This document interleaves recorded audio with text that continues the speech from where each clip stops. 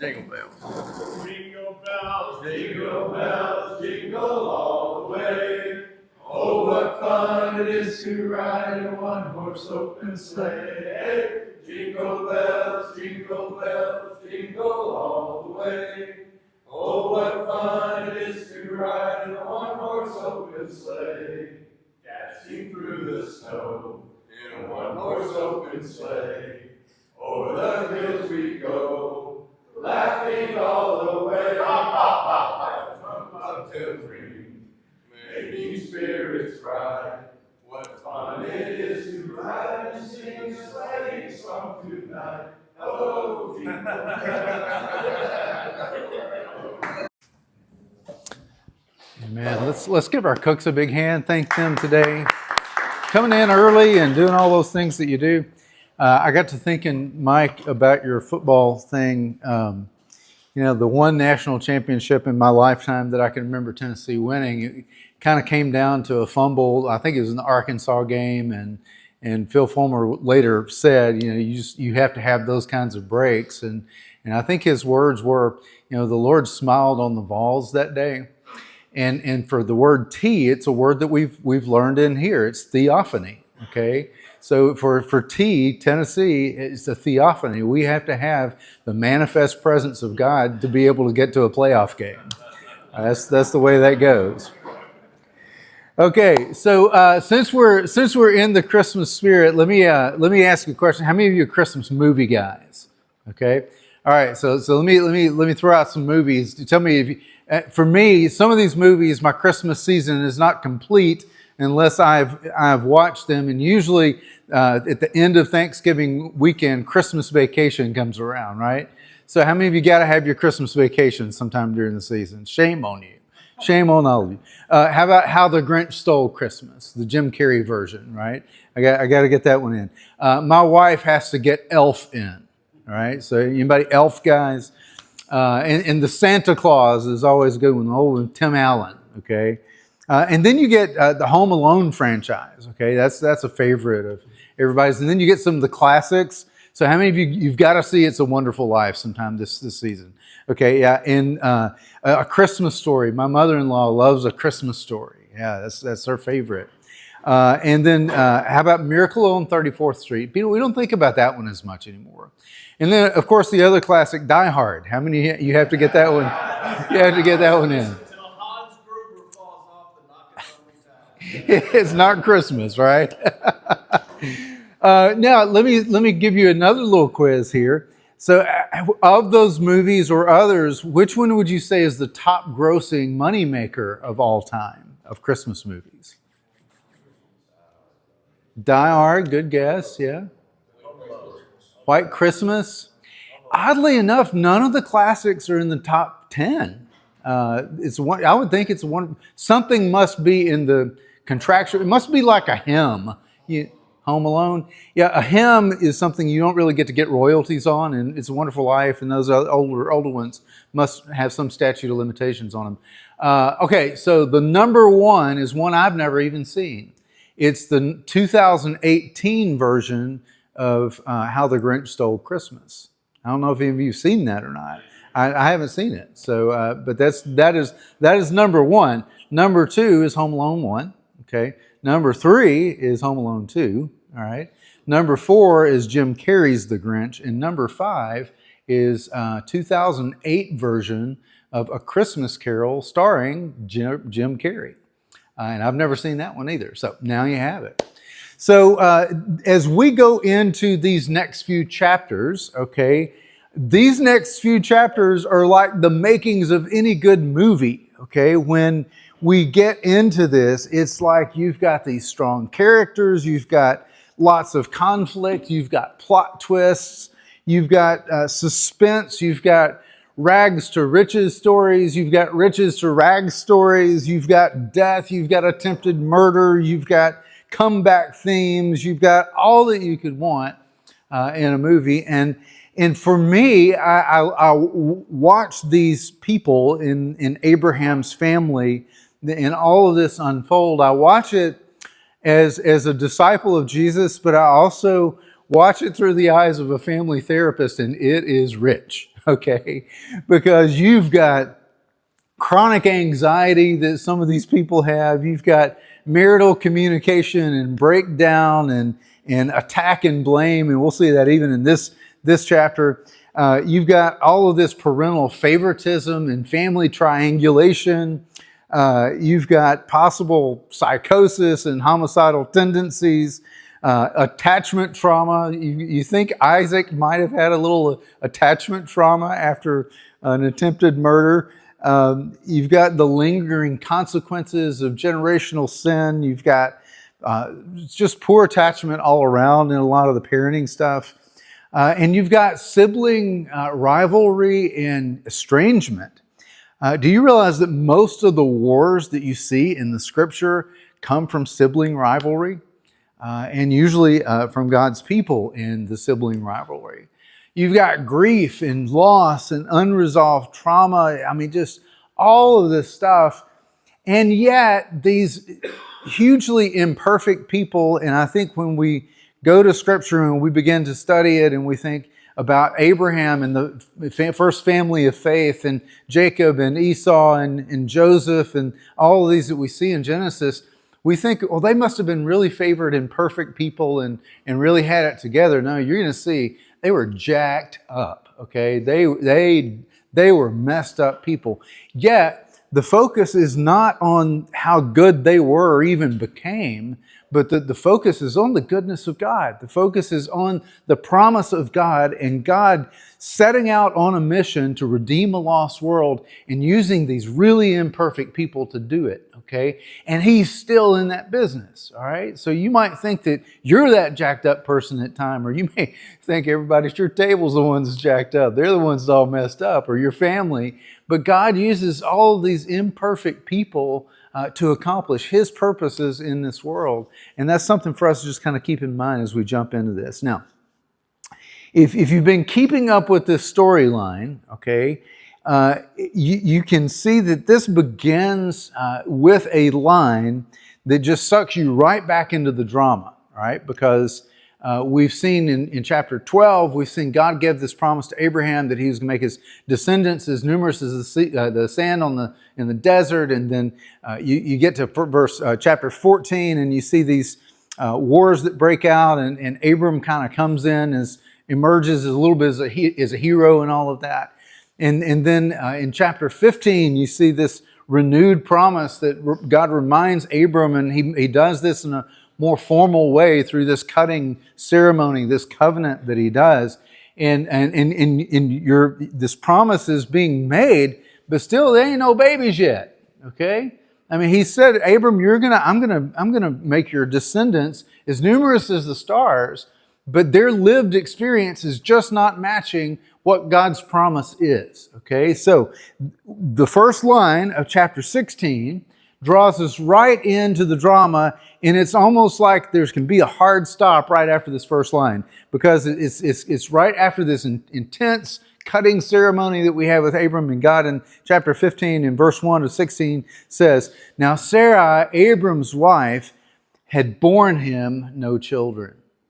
Right? And it's just like, ooh, we're reminded of how this story is going. Okay? And this just lands heavy, and it reminds us of this tension that exists between the promise of God and the lived experience of both Abram and Sarah. And culturally, y'all, this was a disgrace. Because if you think about it, since the beginning, in the whole story of what we've read in Genesis so far, the whole thing has been about, Job, married so-and-so, and they had sons and daughters, and then he died. And then their sons and daughters had sons and daughters, and then they died. I mean, this whole refrain that we have throughout Genesis, and then this starts off with, this didn't happen for them. Sarah had still not borne any children. And then it goes on in the last part of that verse. It says, but she had an Egyptian slave named Hagar. So she said to Abram, the Lord has kept me from having children. Go sleep with my slave, and perhaps I can build a family through her. Now, if Abram and Sarah could have maybe had a nickname, they would be the couple of Plan B, okay? Because when you think about it, you go to Canaan. Well, there's famine in Canaan. I'll go down to plan B. I'm going to go down to Egypt to find food. Well, you make your request of Pharaoh there. No, he says, what about that woman? Well, she's my sister, not my wife. Again, plan B. Or you're going to have the child of the promise. I mean, look at the stars. Well, I've got Eliezer, and Eliezer could come through for me here. I've got a plan B, Lord. I don't necessarily need to wait. I can do this now, right? And then in this dramatic fashion, we see in this covenant being made in chapter 15, and then we get to the very first verse of the next chapter, and we're already talking about plan B, all right? So Sarai owned Hagar as a slave. Let that sink in just for a second. Sarai owned another human being. All right? She owned another human being. They weren't co-workers. I mean, Hagar wasn't some employee who could just kind of quit and go find another job if she didn't like her bosses. I mean, Sarai owned her. She had 100% complete authority over whether Hagar lived or whether she died, what she did with her body, what she didn't do with her body. I mean, she owned her. And chances are Hagar probably came from this encounter that Abram had with Pharaoh earlier on. Remember where he has this encounter and Pharaoh says, what have you done to me? And he sends him away with all of this wealth. Well, servants were probably a part of the deal. All right, so she was probably a slave in Egypt already, and she was owned by Pharaoh, and she was probably given, or maybe her mother, and she was born in the house of Abram, but somewhere along the way, she had emerged out of Egypt, probably from captivity, remaining in captivity with Sarai, right? So in the irony of all of this is in a couple of generations, Abraham's family would be the ones that would be enslaved by Egypt. Right? So the Egyptian girl was enslaved by Abram, but it wouldn't be that long before Abram's family would be enslaved by Egypt. So Sarah has this plan. She says, I want to build a family. That's an interesting term to use, and you look at the language of it, and it's a term that expresses surrogacy. Okay, it's something that was legal. She could do that. And the name that was given, or the status name that Hagar was given, was the name of Isha. Okay, and Isha is a name that indicates that she's got a higher status than a concubine, and in some ways she's brought into the family. So when Sarai makes this suggestion, Hagar kind of gets a promotion. I think she's been in the role of concubine. But there are some commentators that even say that translates into she's being made a second wife, right? So she doesn't have the same authority necessarily that Sarai does, but she's given some kind of status that's above that of just being a common servant, or above that of just being a common slave, or even a concubine. But she's got this status now of Isha. But then you kind of see what Sarai does there, all right? So who does she blame for all of this? She blames Abraham, okay, but she also blames God, right? So she blames God for her barrenness apart from faith. Now, does this exchange sound like any other woman we've encountered in Genesis? Yeah, Eve, right? So the same kind of pattern that takes place.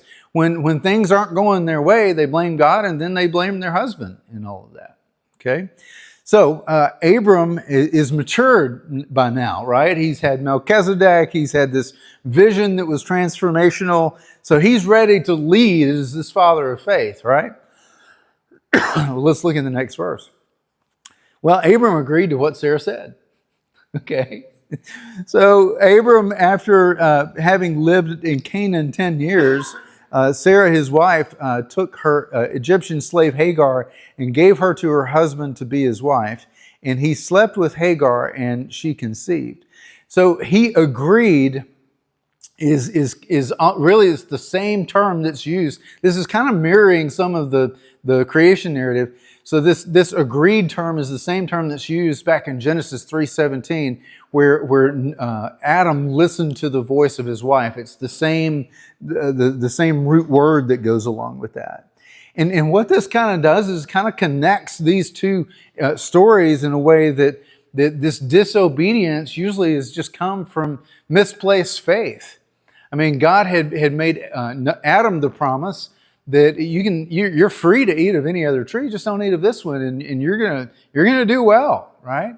But his disobedience came out of not believing God. Okay, in this same kind of way, Abram is mirroring that, and he's misplaced his faith. We don't know where it went, because at one time he believed God, but now he's not believing God, and this is resulting in him taking things into his own hands.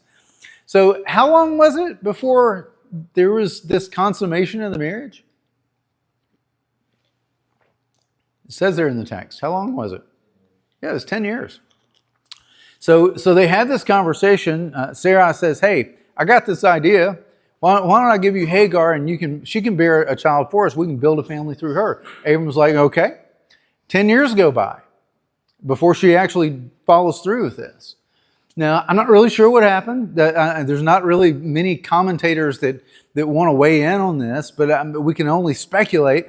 First, we don't know who was dragging their feet. We don't know if it was Sarai or if it was Abram. And we don't know if he just was trying to ponder this. There's no indication that indicates that he had an ethical dilemma with this, because he agreed quickly. Okay, but it may be that he was waiting to see if God came through. It may be that she was waiting to see if God came through. Maybe in that waiting, either one of them just kind of weakened in their faith.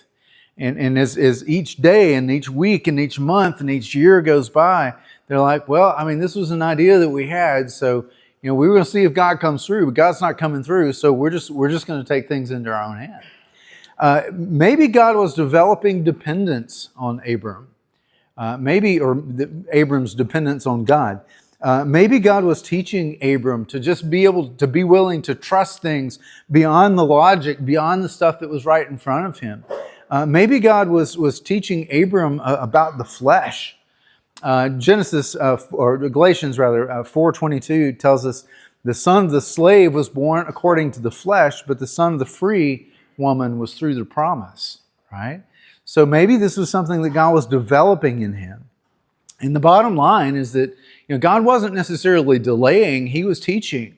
He was preparing Abram from something. And sometimes delay is not God saying no, it's not denial, but sometimes that delay is just the classroom that God takes us into to get us ready for what it is that he has for us, which is what perhaps he was doing in this case. So let me ask you this, and you don't have to answer this out loud, but just think about it. Have you ever laid out these golden fleeces? You've been praying about something, you either had an idea or you felt like you were being led in some direction, and you laid out these golden fleeces.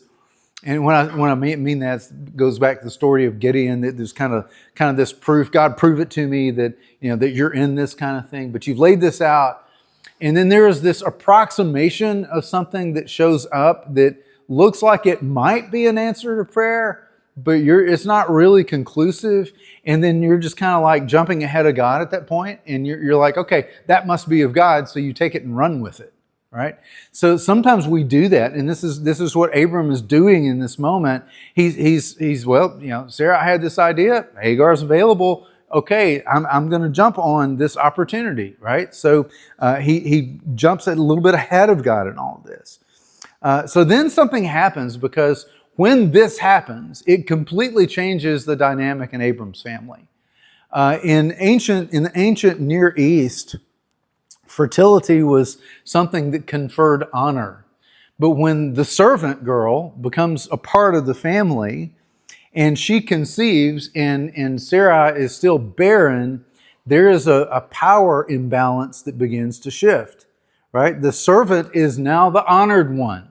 The servant is now the one that feels superior. And this led to Sarah feeling more and more humiliated. And if there wasn't enough by just the fact that she was pregnant, look at what comes next. So when she knew she was pregnant, she began, this is being Hagar, when she knew that she was pregnant, she began to despise her mistress. Okay?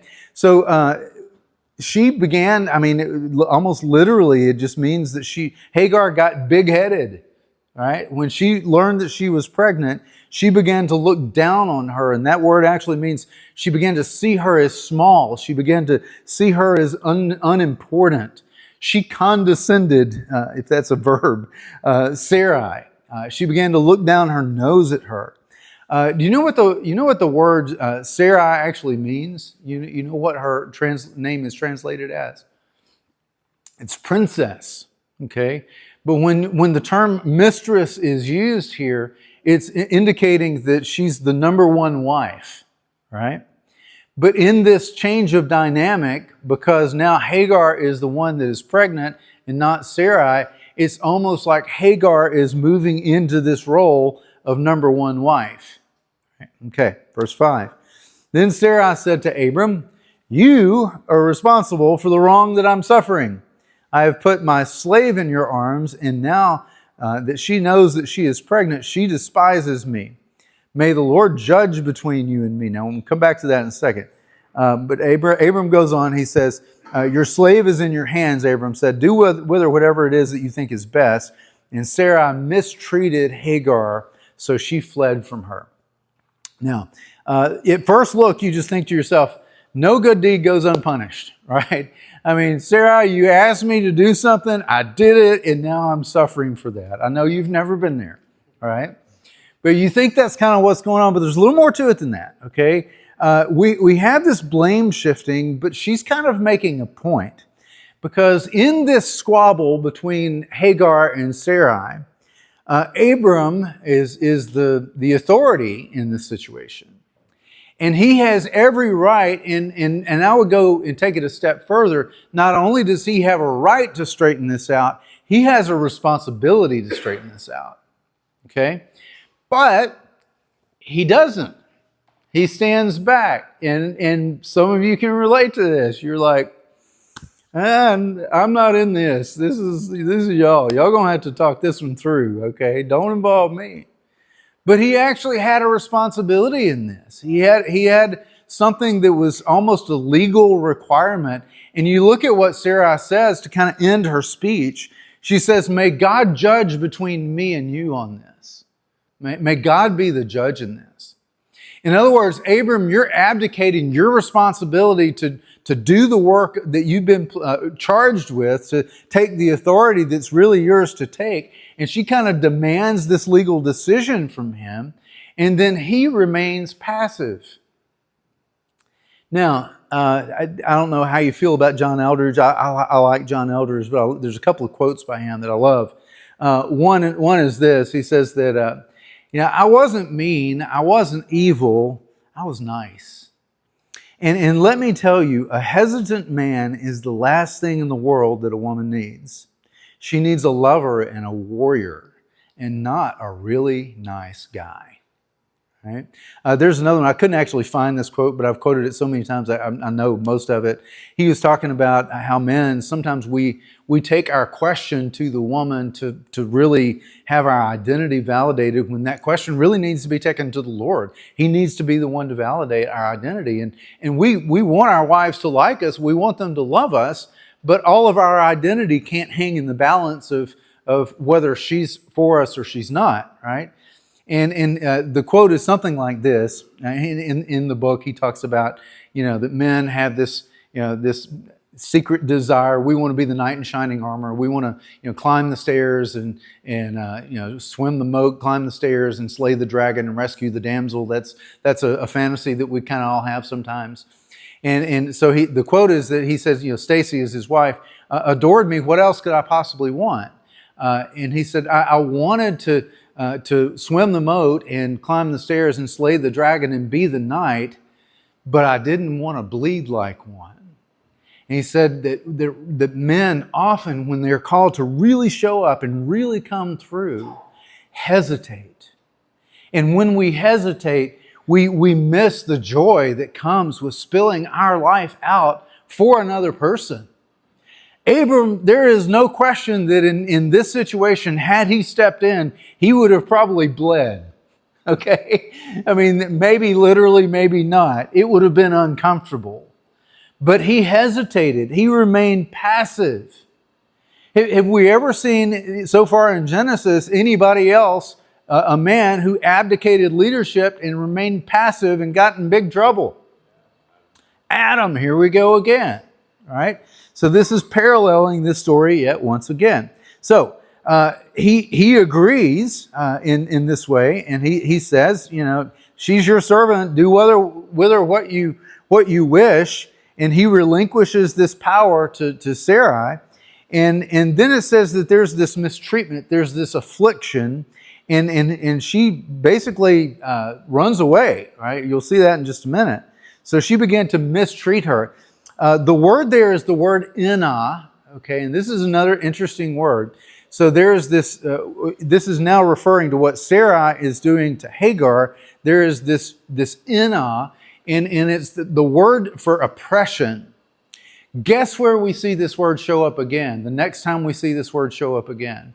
It's in the first part of Exodus when the writer is describing what is happening to the Israelites in Egypt. They are being oppressed. They are experiencing inah.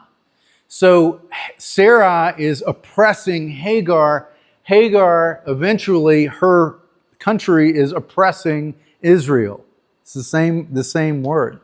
So the agreement is something that kind of happens here, that Sarah says, do with her what you want, and it says that she fled from them. What did she flee to? Well, she fled to something that would probably be almost certain death by starvation. She fled to probably what would be rape or murder. I mean, the prospects of what she's leaving or running to is not very good. And then we get to verse 7, and this is just where we begin to see the beauty and the goodness of God in this. Verse 7, the angel of the Lord found Hagar. Okay, I want you to see if you can notice what you don't hear in this. This is an interesting encounter, especially with this angel. And there's some things that are not said, that are usually said in angel stories, that we're not getting. See if you can pick up on what that might be. So the angel of the Lord found Hagar near a spring in the desert, and it was a spring that is beside the road to Shur. And he said, Hagar, slave of Sarai, where have you come from, and where are you going?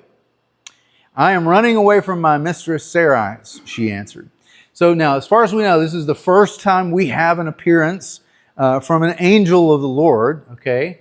And the first thing that you don't see in here is that she wasn't looking for him, but he found her, okay? So that implies that he was looking for her. And kind of what that tells us about the heart of God toward those that are mistreated and marginalized is that he goes looking for them. They matter to him. Now, it also tells us kind of where she was going. So she was on this road to Shur. Is that significant? Do you have a note in your Bible as to what that road to Shur was? It was a sure road to captivity, okay? Because it was the road going to Egypt, right?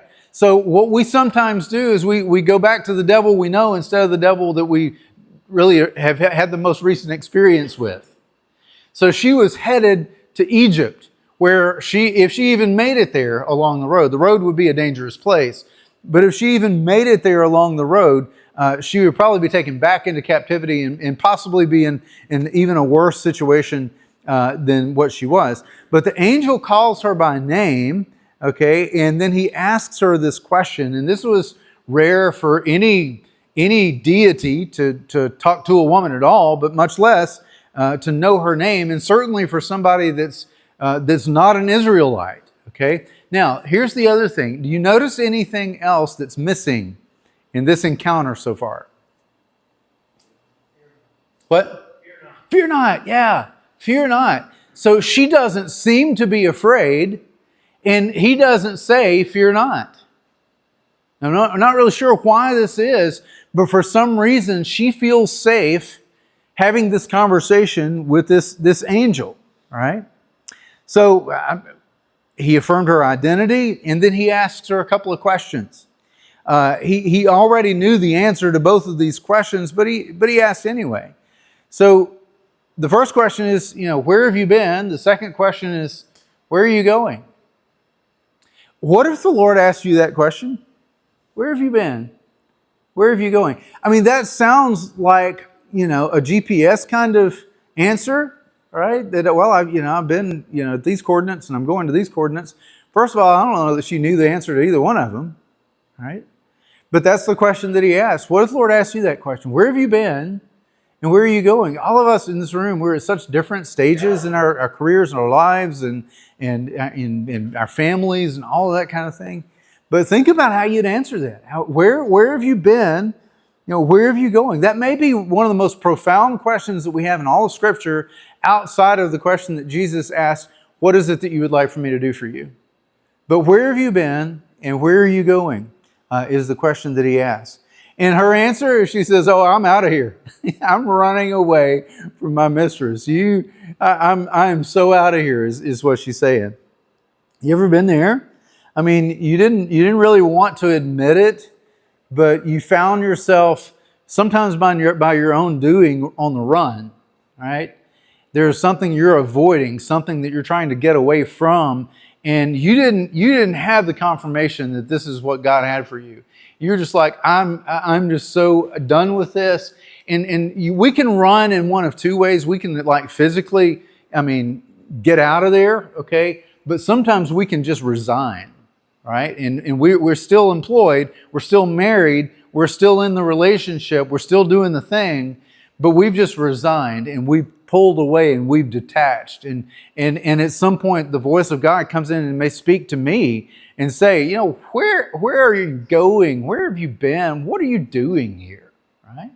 You've detached and you're not engaged anymore. Is that really going to be something that works, right? So there's this promise. The angel of the Lord comes back to her, and he says, you're now pregnant. You'll give birth to a son, verse 11, and you shall call his name Ishmael. Okay. Now, two things about that. It's close to the word Isha. Okay. Remember, she had been promoted to the status of Isha. What does the name Ishmael mean? Yeah, God has heard. Okay, so that's what his name actually means. We're going to come back to that one in just a second. So you shall call his name Ishmael, for the Lord has heard of your misery. So it's in the line there, the kind of the explanation of his name. So you shall call his name Ishmael, because this is why his name's going to be Ishmael, because the Lord has heard of your misery. He shall be a wild donkey of a man. Okay, if you've had preschoolers before, you understand what that may feel like at times. He shall be a wild donkey of a man, and his hand will be against everyone, and everyone's hand will be against him, and he will live in hostility toward all of his brothers. Okay, so there's this prophecy of him being this wild donkey of a man, and it's a symbol of freedom, but it's also the symbol of conflict, and it's not necessarily a curse as much as it's a forecast.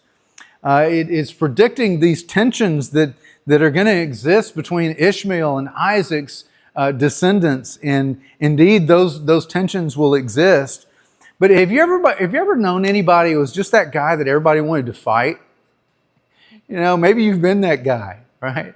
But sometimes you come across these guys every now and then, and there's really kind of two kinds of them. One is the guy that starts them, and the other guy is the guy that finishes them. And I've known both. I've known a lot of guys that just got in a lot of fights, and it was because they started them. They were doing stuff that provoked other people. They were just provocative individuals, and you know them because you usually want to punch them, right? I mean, you're just thinking to yourself, I'd really like to have him in a room by himself and nobody know for about 10 minutes, right? Because they're just annoying, right? But then there are other guys, and I've known them too. They don't do that. They're quiet. And I'll have to say, a lot of times it's bigger guys. I've seen this happen with bigger guys. They're quiet. They mind their own business, but everybody wants to fight them. I remember Al Wilson telling that story when he grew up here in Jackson, went to JC and played at Tennessee, played for the Rams, played Broncos, yeah. But I remember him telling that story because he was like, he's like 6'5" and, 240 when he was in the 7th grade probably. I mean, he'd been a big guy all his life. He never really fought anybody, but everybody's kind of wanting to, hey, let's take him on, right? So sometimes you got those guys But I think Ishmael was probably both. Okay, he's probably the one that everybody wanted to fight because he was probably provocative because he was a wild donkey of a man, but he was also somebody that would just seem to draw it to them. Now, I want you to think about what happens in all of this, because there's these tensions that wind up going on for generations. But it starts with a real live sibling rivalry. Okay, just the fact that they were both born is something that starts the tensions. Their mothers had the tensions first, and then as soon as they were born, there was a tension because the birthright, the child of promise, was the second born. Normally, the child of promise and the birthright would go to the firstborn, and then it became the secondborn. And we'll see as this story unfolds, it's not the first time this happens. Okay, so this is going to come again with Jacob and Esau, right? But Ishmael should have been the one that received the most inheritance, but it flips on its end, and it's the other way around. Now, you don't get too far into this before you see that there are continued tensions between the mothers, and there are continued tensions between the boys. So it talks about how Ishmael winds up mocking Isaac. Not really sure why, but it appears that he's kind of bullying him. Galatians 4:29 indicates that Paul uses the word persecuted, that Ishmael persecuted Isaac. This led to Hagar and Ishmael being sent away. And like their mothers, I mean, they were rivals. So their mothers were rivals, they were rivals. I had a rival when I was in high school. It was kind of a fun rival, but it was still a rival. Our dads were rivals, okay? It was all about sports in both cases, but I had a rival, and then our dads were rivals before us. And have you ever noticed any rivals that you have in your own family? They're there. I mean, almost in every family, maybe not in every. Some are a little bit more lighthearted and playful than others, but some ain't playing. And I want to tell you, man, a rival in your family will seek to annihilate you. And it can be covert, and it can be kind of under the radar in some ways. But there is no hurt and no pain that comes like a family rival taking their opportunity to take their shot to take you out. And this was happening, and it seems, with both the moms and with Isaac and Ishmael. Even by the time we get to the New Testament, these tensions still exist. There's references almost anytime you see a reference to these two boys, okay, this referred to as one is slave and one is free. One is according to the flesh, one is according to the spirit. One is an earthly blessing, the other is a covenant blessing. So even by the time we get to the New Testament, this rivalry is highlighted. But it wasn't just a rivalry. It was two very different ways of approaching God. So what became of Ishmael's line? His descendants, what became of them? Anybody want to speculate on that? Yeah, so you see in the Old Testament, I mean, in some of the genealogies, where it goes to a certain point. But from what we know, Ishmael's descendants have become more of the ancestry to the Arabic nations, right? So Islam would have been something that emerges out of that. In Islam, they talk about Abraham as their father.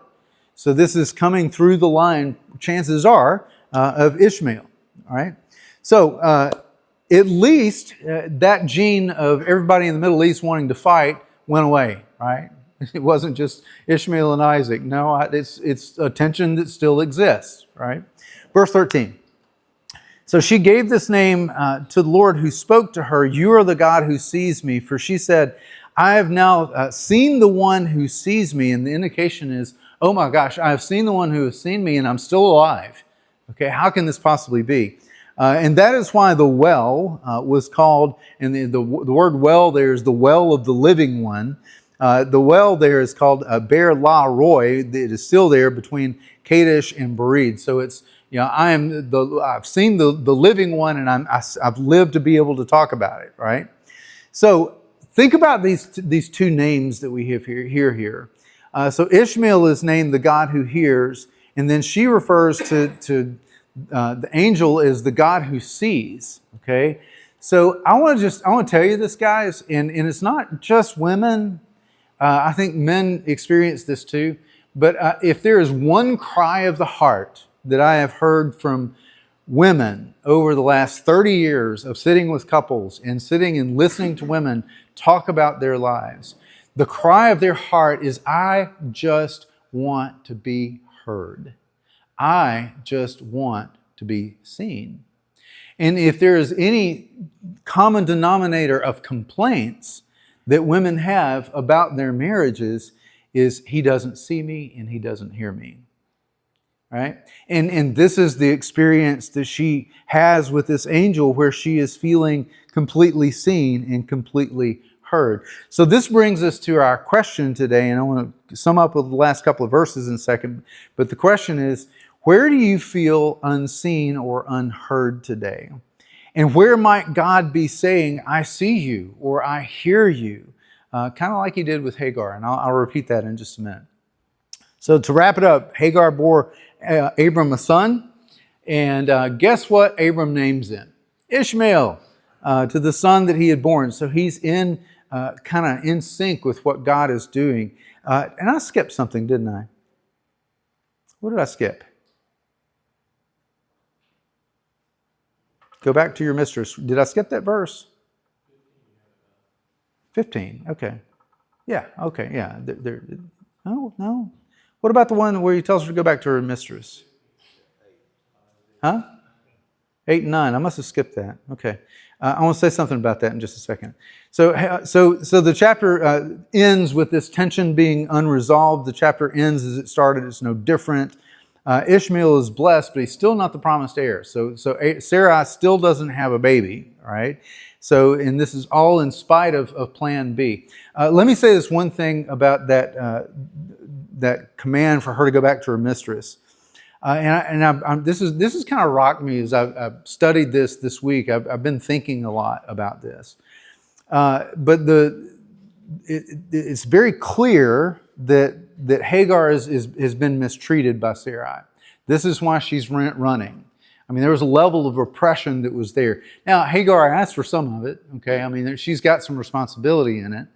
But she was being mistreated, so she goes on the run. And the angel tells her to go back to her mistress, okay?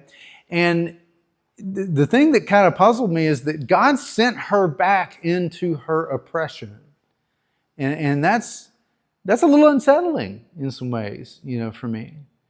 But you know what was there? In spite of the oppression, the redemptive plan of God was there. That was where God wanted her. And it was through her being there that God would choose to bless her and all of her descendants. So sometimes, even though it's hard, God calls us to go back into it because that's where His redemptive plan is. And that's the principle. And I think making applications in all of these unique situations that I sit with day in and day out is the one that I'm continuing to wrestle with in all of that. But it's still a very interesting principle. Okay, so the question, where do you feel unseen or unheard today? And where might God be saying, I see you or I hear you in the same way that He did to Hagar? So take that for a minute and talk about that at your tables. And Merry Christmas to all, and to all a good night. We'll see you back at the beginning of January. You'll get a text. It'll probably be the second Wednesday in January. I think that's usually when that is, that we get back together. But I hope you and all of the 7th, okay? So yeah, it'll be that second Wednesday, the 7th. But I hope all of you have a wonderful family and Christmas, and all of your families do as well. Okay? So have that conversation, and we'll see you on the other side.